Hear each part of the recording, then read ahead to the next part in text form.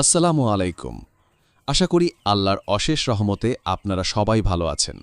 BD agro ফার্মের পক্ষ থেকে সবাইকে স্বাগতম। আজকে আলোচনা করব দেশি মুরগি পালন নিয়ে। দেশি মুরগি পালন লাভজনক হওয়ার পেছনে বেশ কিছু কারণ রয়েছে। নিচে কয়েকটি প্রধান কারণ আলোচনা করা হলো। ১. কম বিনিয়োগ। দেশি মুরগি পালনে মূলত অল্প পরিমাণ বিনিয়োগই প্রয়োজন হয়। উন্নত জাতের মুরগির তুলনায় এদের রোগ প্রতিরোধ ক্ষমতা বেশি হওয়ায় ওষুধ খরচ কম লাগে।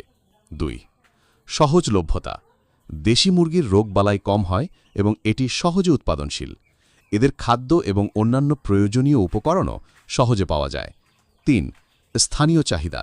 দেশি মুরগির মাংস ও ডিম স্থানীয় বাজারে বেশি জনপ্রিয়। স্থানীয় ভোক্তারা এর স্বাদ এবং গুণাগুণ পছন্দ করে। ৪. রোগ প্রতিরোধ ক্ষমতা। দেশি মুরগির রোগ প্রতিরোধ ক্ষমতা বেশি, ফলে এদের ওষুধ খরচ কম হয় এবং স্বাস্থ্য ভালো থাকে। ৫. কম পরিচর্যা। দেশি মুরগিকে আধুনিক খামারের মতো খুব বেশি পরিচর্যার প্রয়োজন হয় না। এরা নিজেদের খাবার নিজেরাই খুঁজে নিতে পারে এবং সাধারণ অবস্থায় ভালো থাকে।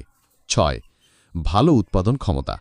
সঠিক পরিচর্যা ও খাদ্য সরবরাহ করলে দেশি মুরগি বছরে প্রায় ১৫০ থেকে ২০০টি ডিম দিতে পারে এবং মাংসের উৎপাদনও ভালো হয়। ৭. পরিবেশ বান্ধব। দেশি মুরগি পালন পরিবেশের জন্য সহায়ক।